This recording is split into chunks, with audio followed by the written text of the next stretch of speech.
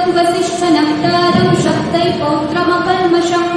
पराशरात्मजं वन्दे शुकतातं तपोनिधिं व्यासाय विष्णुरूपाय व्यासरूपाय विष्णवे नमो वै ब्रह्मनिधये वासिष्ठाय नमो नमः अविकाराय शुद्धाय नित्याय परमात्मने सदैकरूपरूपाय विष्णवे सर्वजिष्णवे यस्य स्मरणमात्रेण जन्म संसारबन्धनात्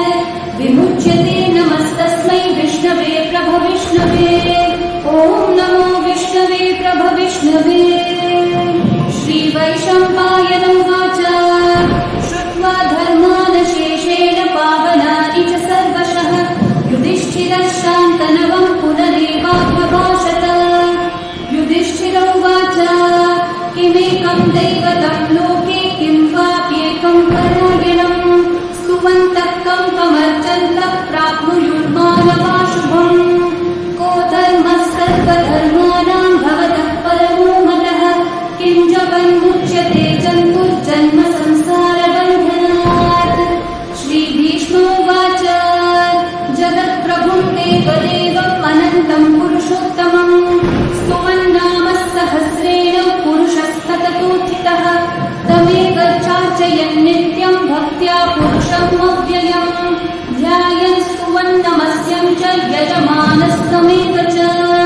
अनादिनिधनं विष्णुं सर्वलोकमहेश्वरम् लोकाध्यक्षं स्तुवन्नित्यं सर्वदुःखातिगो भवेत् ब्रह्मण्यं सर्वधर्मज्ञं लोकानां कीर्तिवर्धनम् लोकनाथं महद्भूतं सर्वभूतभवोद्भवम् एष मे सर्वधर्माणां धर्मोऽधिगतमो मतः यद्भक्त्या पुण्डरीकाक्षं स वै गच्छेन्नरः सदा परमं यो महत्तेजः परमं यो महत्तपः परमं यो महद्ब्रह्म परमं यः परायणम् पवित्राणां पवित्रं यो मङ्गलानां च मङ्गलम् देवतं देवतानां च भूतानां यो व्ययः पिता यतः सर्वाणि भूतानि भवन्त्यादियुगागमे यस्मिंश्च प्रलयं यान्ति पुनरेव युगक्षये तस्य लोकप्रधानस्य जगन्नाथस्य भूपते विष्णोर्नाम सहस्रं मे शृणु पापभयापहम् यानि नामानि गौणानि विख्यातानि महात्मनः ऋषिभिः परिगीतानि तानि वक्ष्यामि भूतये ऋषिर्नाम्नां सहस्रस्य वेदव्यासो महामुनिः छन्दोनुष्टुप् तथा देवो भगवान् देवकीसुतः अमृतांशोद्भवो बीजं शक्तिर्देवकीनन्दनः त्रिसामाहृदयं तस्य शान्त्यर्थे विनियुज्यते विष्णुं जिष्णुं महाविष्णुं प्रभविष्णुं महेश्वरम् अनेकरूपदैत्यान्तं नमामि पुरुषोत्तमम् अस्य श्रीविष्णोर्दिव्यसहस्रनामस्तोत्रमहामन्त्रस्य श्रीवेदव्यासो भगवान् ऋषिः अनुष्ठुप्छन्दः श्रीमहाविष्णुः परमात्मा श्रीमन्नारायणो देवता अमृतांशोद्भवो भानुरिति बीजम् देवकीनन्दनसृष्टेति शक्तिः उद्भवक्षोभणो देव इति परमो मन्त्रः शङ्खबृन्नन्दकी चक्रीति कीलकम् शार्ङ्गधन्वा गदाधर इति अस्त्रम् रथाङ्गपाणिरक्षोभ्य इति नेत्रम् त्रिसामा सामगः सामेति कवचम् आनन्दं परब्रह्मेति योनिः ऋतुः सुदर्शनं काल इति दिग्बन्धः श्रीविश्वरूप इति ध्यानम् श्रीमहाविष्णुः प्रीत्यर्थे सहस्रनाम जपे विनियोगः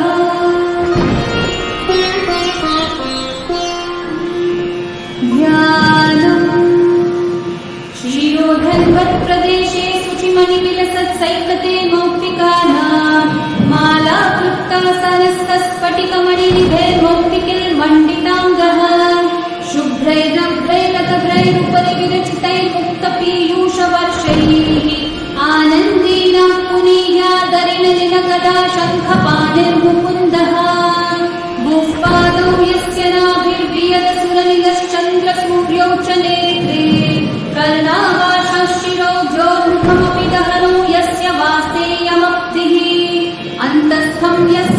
विश्वं सुरनरखगो भोगि गन्धर्वदैत्यैः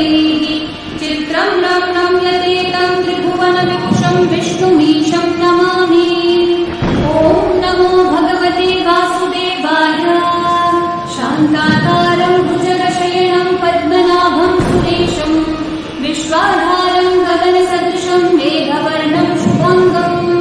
लक्ष्मीकान्तं कमलनयनं योगिभिर्ध्यानगम्यं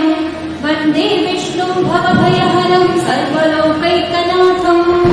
मेघश्यामं पीतकौशेयवासं श्रीवत्साङ्गं कौस्तुभोद्भासिताङ्गं पुण्योपेतं पुण्डरीकायताक्षं विष्णुं वन्दे सर्वलोकैकनाथं। नमः समस्तभूतानामादिभूताय भूभृते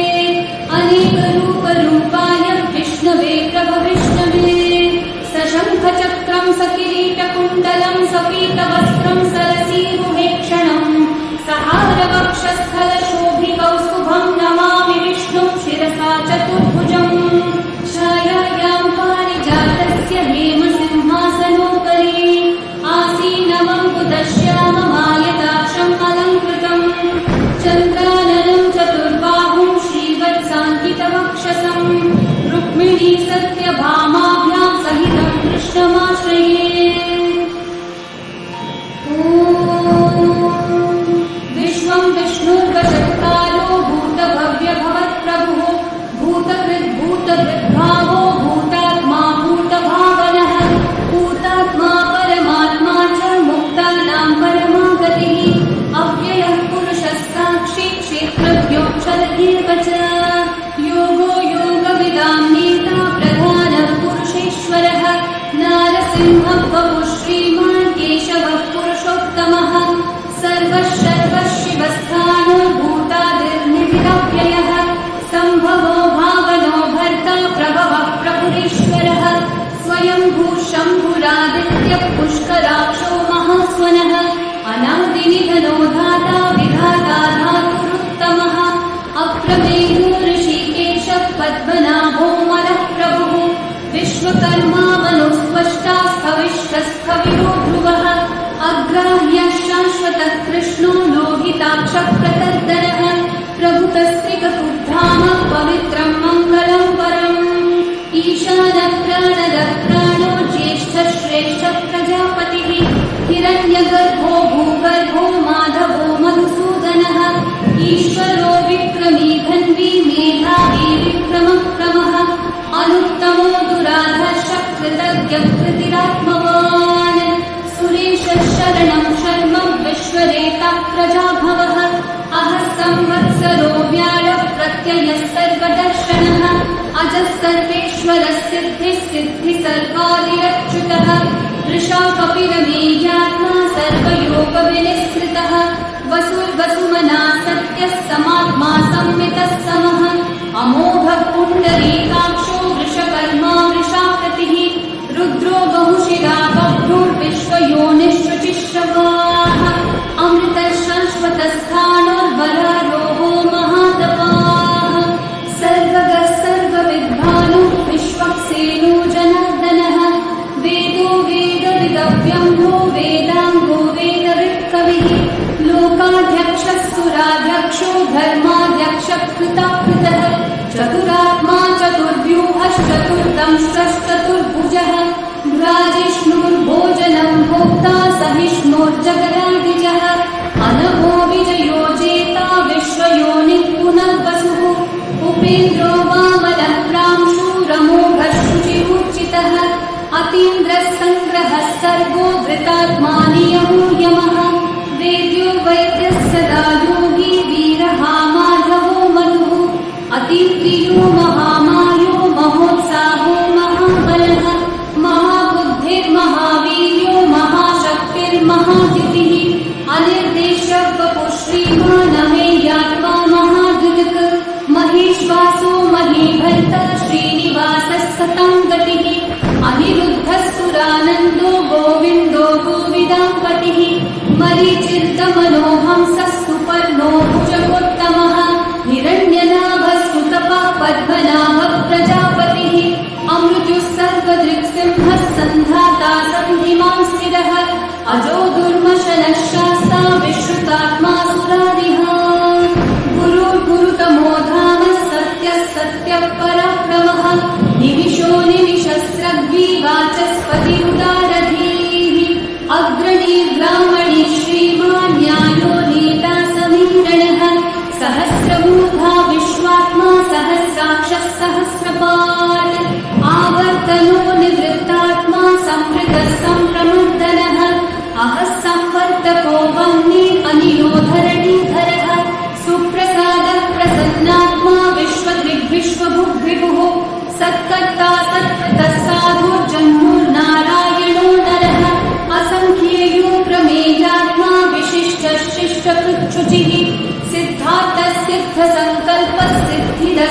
सिद्धिसाधनः वृषाही वृषभो विष्णुर्वृषपर्वा वृषोदरः वर्धनो वर्धमानश्च विविक्तश्रुतिसागरः सुभुजो दुर्धरो वाग्मी महेन्द्रो वसुदो वसुः नैकरूपो बृहद्रूपः क्षिपिविष्टप्रकाशनः ओजस्तेजो ज्योतिधरः प्रकाशात्मा प्रतापनः ऋद्धस्पष्टाक्षरो मध्यः चन्द्रांशूर्भास्करद्युतिः अमृतांशूर्भवो भानुः शशबिन्दुः औषधं जगतस्तेतु सत्यधर्मपराक्रमः भूतभव्यभवन्नाथः पवनः पावनोदरः कामः कामकृत्कान्तः कामः कामप्रदः प्रभुः युगादिकृद्युगावत्तो नैकमायो महाशनः अदृश्यो व्यक्तरूपश्च सहस्रजिदनन्तजित् इष्टो विशिष्टशिष्टेष्ठः शिखण्डी नहुषो वृषः क्रोधः क्रोधकृत्कर्ता विश्वबाहुर्महीधरः अच्युतः प्रथितः प्राणः प्राणदो वासवानुजः अपान्निधिरधिष्ठानम् अप्रमत्तः प्रतिष्ठितः स्कन्दस्कन्दद्धरो धुर्यो वरदो वायुवाहनः वासुदेवो बृहद्भानुः आदिदेवः पुरन्दरः अशोकस्थारणस्थारः शूरः शौरी जनेश्वरः अनुकूलशतावर्तः पद्मी पद्मनिभीक्षणः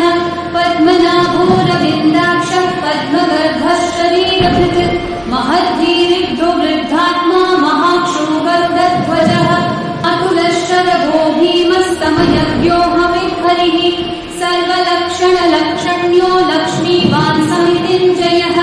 विक्षरो रोहितो मार्गो हेतुर्दामोदरः सहः महीधरो महाभागो वेगवानविनाशनः उद्भवक्षोभणो देवः श्रीगर्भः परमेश्वरः करणं कारणं कर्ता विकर्ता गहनो गुहः व्यवसायो व्यवस्थानः संस्थानस्थानदो ध्रुवः परद्धिः परमस्पष्टः तुष्टः पुष्टः शुभेक्षणः रामो विरतो मार्गो नेयो नयोनयः वीरशक्तिमतां श्रेष्ठा धर्मो धर्मविदुत्तमः वैकुण्ठः पुरुषप्राणः प्राणदः प्रणवः पृथुः हिरण्यगर्भः शत्रुघ्नो व्याप्तो वायुरधोक्षजः ऋतुः सुदर्शनः कालः परमेशी परिग्रहः उग्रः संवत्सरो दक्षो विश्रामो विश्वदक्षिणः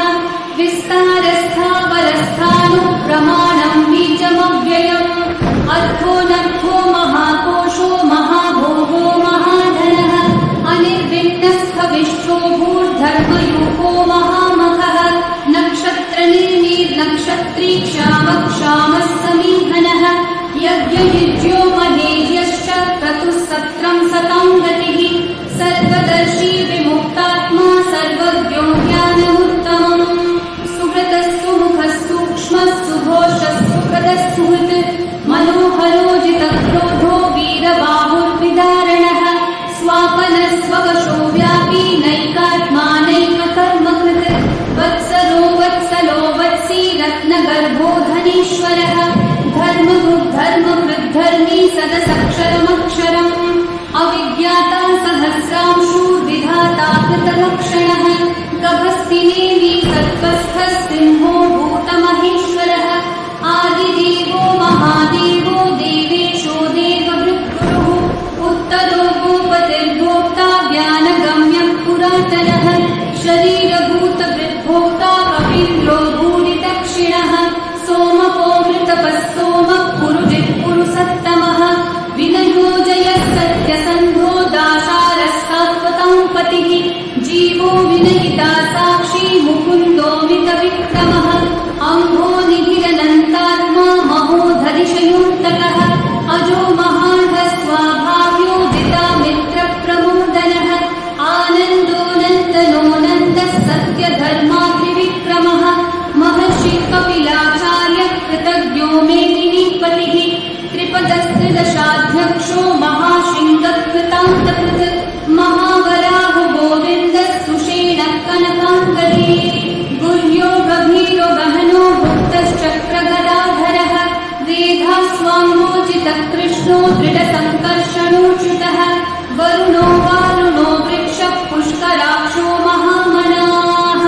भगवान् भगवानन्दी वनमाली फलायुधः आदित्यो ज्योतिरादित्यः सहिष्णुर्गतिसत्तमः सुधन्वाखण्ड परशुर्दारुणो द्रविणप्रदः दिवस्पृक् सर्वदिव्यासो वाचस्पतिरयो निजः त्रिसामासामगस्सामन्निर्वाणं भेषजं भिषक् सन्न्यासकृच्छमश्शान्तो निष्ठा शान्तिपरायणम् शुभाङ्गशान्तिदसृष्टा कुमुदः कुवलेशयः गोहितो गोपतिर्गोप्ता वृषभाक्षो वृषप्रियः अनिवर्ती निवृत्तात्मा संक्षेप्ताक्षेमकृच्छिवः श्रीवत्सवक्षा श्रीवास श्रीपति श्रीमताम्बरः श्रीधर श्रीश श्रीनिवास श्रीनिधिश्चिविभावनः श्रीधर श्रीकर श्रेय श्रीमान् लोकत्रयाश्रयः स्वक्षस्वङ्गशतानन्दो नन्दिर्ज्योतिर्गणेश्वरः विजितात्मा विधेयात्मा सत्कीर्तिश्चिन्न संशयः उदीर्णः सर्वतश्चक्षुः अनीशः शाश्वतस्थिरः भूषयो भूषणो भूतिर्विशोकशोकनाशनः अर्चिष्मान् अर्चितः कुम्भो विशुद्धात्मा विशोधनः अनिरुद्धो प्रतिरथः प्रद्युम्नो मितविक्रमः कालनेमी विहावीरः शौरी शूरजनेश्वरः त्रिलोकात्मा त्रिलोकेशः केशवः केशिहा हरिः कामदेवः कामपालः कामी कान्तकृतागमः अनिर्देश्य वपुर्विष्णु वीरोऽनन्तो धनञ्जयः ब्रह्मण्यो ब्रह्मकृद्ब्रह्मा ब्रह्म ब्रह्म विवर्धनः ब्रह्मविद्ब्राह्मणो ब्रह्मी ब्रह्मज्ञो ब्राह्मणप्रियः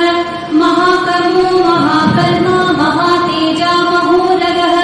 महाक्रतुर्महायज्वा महायज्ञो महाहविः स्तव्यस्तवप्रियस्तोत्रं स्तुतिस्तोतारणप्रियः पूर्णः पूरयिता पुण्यः पुण्यकीर्तिरनामयः मनोजवस्तीर्थकरो वसुरेता वसुप्रदः वसुप्रदो वासुदेवो वसुर्वसुमदाहविः सद्गति सत्कृति सत्ता सद्भूति सत्परायणः शूरसेनो यदुश्रेष्ठः सन्निवासस्तु यामुनः भूता वासो वासुदेवः सर्वासु निलयोदलः दर्पः दर्पदो दृप्तो दुर्धरोधा पराजितः विश्वमूर्तिर्महामूर्तिर्दीप्तमूर्तिरमूर्तिमान् अनेकमूर्तिरव्यक्तः शतमूर्तिशताननः एकोनैकः सवक्किं यतत्पदमनुत्तमम् लोकबन्धुर्लोकनाथो माधवो भक्तवत्सलः सुवर्णवर्णो हेमाङ्गो वराङ्गश्चन्दनाङ्गदे वीरः विषमशून्यो भृताशीलचलश्चलः अमानी मानदो मान्यो लोकस्वामी त्रिलोककृत् सुमेधामेधजो धन्यः सत्यमेधाधराधरः तेजो वृषो द्युतिधरः सर्वशस्त्रभृताम्बरः प्रग्रहो निग्रहो व्यग्रो नैकः शृङ्गो गदाग्रजः चतुर्बाहुश्चतुर्व्यूहश्चतुर्गतिः चतुरात्मा चतुर्भावश्चतुर्वेदविवेकवान् समावर्तो निर्वृत्तात्मा दुर्जयो दुरतिक्रमः दुर्लभो दुर्गमो दुर्गो दुरावासो दुरारिहान् शुभाङ्गो लोकसारङ्गः सुतन्तुस्तन्तुवर्धनः इन्द्रकर्मा महाकर्मा कृतकर्मा कृतागमः उद्भवः सुन्दर सुन्दो रत्ननाभः सुलोचनः अल्पो वाजस्सनः शृङ्गी जयन्तः सर्वविजयी सुवर्णबिन्दुरक्षोभ्यः सर्ववागीश्वरेश्वरः महाहृदो महाकर्तो महाभूतो महानिधिः कुमुदकुन्दरकुन्दः पर्जन्यः पावनो निलः अमृताशोऽमृतवपुः सर्वज्ञः सर्वतोमुखः सुलभः सुकृतः सिद्धः शत्रुजिच्छत्रुतापनः यघ्रोधोदम्बरोऽश्वत्थश्चाणूर्रान्धनिषूदनः सहस्राची सप्तजिह्वा सप्तैधा सप्तवाहनः अमूर्तिरनघोचिन्त्यो भयकृद्भयनाशनः अनुबृहद्वृषस्थूलो गुणवृद्निर्गुणो महान् अद्भुतस्वद्भुतस्वास्य प्राग्वंशो पुरुषो वंशवर्धनः भारभृत्कथितो योगी योगीशः सर्वकामदः आश्रमश्रमणश्रामः सुपर्णो वायुवाहनः धनुर्धरो धनुर्वेदो दण्डो दमयितादवः अपराजितः सर्वसहो नियन्ता नियमो यमः सत्त्ववान् सात्विकः सत्यः सत्यधर्मपरायणः अभिप्रायप्रियार्होढः प्रियकृत्कृतिवर्धनः विहाय सगतिर्ज्योतिः सुरचिर्भुतभुक्विपुः रविर्विलोचनः सूर्यः सविता रविलोचनः अनन्तो भूतभुग्भोक्ता सुखदो नैकजोऽग्रजः अनिर्विण्णः सदा महर्षि लोकाधिष्ठानमद्भुतः सनातनतमः कपिलः कपिलव्ययः स्वस्तिदः स्वस्तिकृत् स्वस्ति स्वस्ति भुक् स्वस्ति दक्षिणः अरौग्रः कुण्डली चक्रे विक्रम यूजितशासनः शब्दाधिकः शब्दसः शिशिरः शर्वरीकरः अक्रूरः पेशलो दक्षो दक्षिणः क्षमिणाम्बरः विद्वत्तमो वीतभयः पुण्यश्रवणकीर्तनः उद्धारणो दुष्कृतिः पुण्यो दुःस्वप्ननाशनः वीरः रक्षणः सन्तो जीवनः पर्यवस्थितः अनन्तरूपोऽनन्तश्रीर्जितमन्यो भयावहः चतुर्दशो गभीरात्मा विदिशो व्यादिशो दिशः अनादिर्भूर्भुवो लक्ष्मी सुवीरो रुचिरङ्गरः जननो जनजन्मादि भीमो भीमपराक्रमः आधारनिलयो धाता पुष्पहासप्रजागरः ऊर्ध्वगः सत्पथाचारः प्राणदः प्रणवप्पणः प्रमाणं प्राणनिलयं प्राणवृत्प्राणजीवनः तत्त्वं तत्त्वविदेकात्मा जन्म मृत्युजरातिगः भूर्भुवः स्वस्तरुस्तारः सविता प्रपितामहः यज्ञो यज्ञपतिर्यज्वा यज्ञाङ्गो यज्ञवाहनः यज्ञभृद्यज्ञभृद्यज्ञी यज्ञभुग्यज्ञसाधनः यज्ञातकृत्यज्ञगुह्यामन्नमन्नादयेव च आत्मयोनिः स्वयं जातो वैखानः सामगायनः देवकीनन्दनः सृष्टा श्रुतिशः पापनाशनः शङ्खवृन्नन्दकी चक्रे शाण्डधन्वागदाधरः रथाङ्गपाणिरक्षोभ्यः सर्वप्रहरणायुधः सर्वप्रहरणायुध ॐ नम इति वनमाली गदीशाङ्गी शङ्खी चक्री च नन्दकी श्रीमान्नारायणो विष्णुर्वासुदेवोऽभिरक्षतु वनमाली गदीशाङ्गी शङ्खी चक्री च नन्दकी श्रीमान्नारायणो विष्णुर्वासुदेवोऽभिरक्षतु वनमाली गदीशाङ्गी शङ्खी चक्री च नन्दकी श्रीमान्नारायणो विष्णुर्वासुदेवोऽभिरक्षतु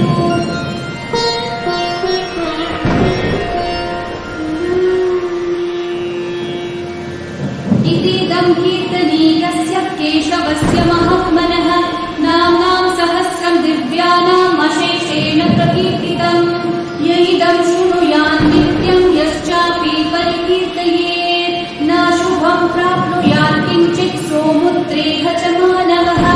वेदान्तगो ब्राह्मणः स्यात् क्षत्रियो विजयी भवेत् वैश्योधनसमृद्धः स्यात् शूद्रः सुखमवाप्नुयात् धर्मार्थी प्राप्नुयात् धर्मम् अर्थार्थी चार्थमाप्नुयात् कामानवाप्नुयात् कामी प्रजार्थी चाप्नुयात् प्रजाम् भक्तिमान्यः सदोत्थाय शुचिसद्गतमानसः सहस्रं वासुदेवस्य नाम्नामेतत् प्रकीर्तये यशः प्राप्नोति विपुलं याति प्राधान्यमेव च अचलां श्रियमाप्नोति श्रेय प्राप्नोत्यनुत्तमम् न भयं क्वचिदाप्नोति वीर्यं तेजश्च विन्दति भवत्यरोगो धृतिमान् बलरूपगुणान्वितः रोगात् मुच्यते रोगात् बद्धो मुच्येत बन्धनात् भयात् मुच्येत भीतस्थो मुच्येतापन्न आपदः दुर्गायपि तरत्याशो पुरुषः पुरुषोत्तमम् स्तुवन्नाम सहस्रेण नित्यं भक्तिसमन्वितः वासुदेवाश्रयो मर्त्यो वासुदेवपरायणः सर्वपापविशुद्धात्मा याति ब्रह्मसनातनम् न वासुदेवभक्तानामशुभं विद्यते क्वचित् जन्म मृत्युजराव्याधि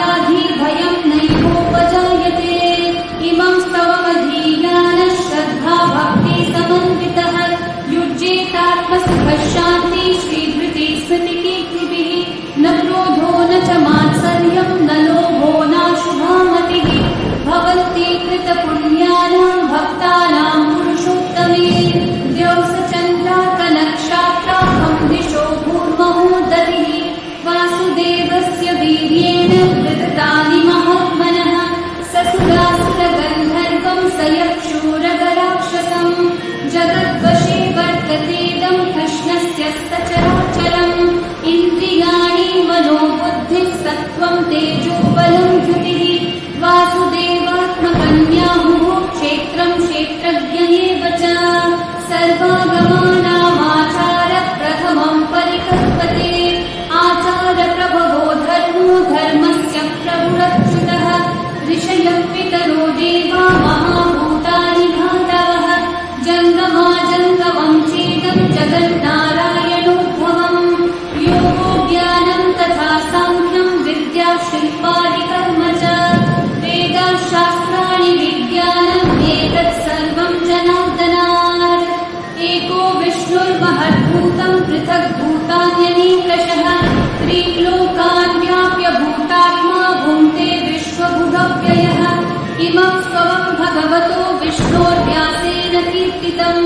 पठ्येभ्य इच्छेत् पुरुषः श्रेयः प्राप्तुं सुखानि च विश्वेश्वरमजं देवं जगतः प्रभुमव्ययम्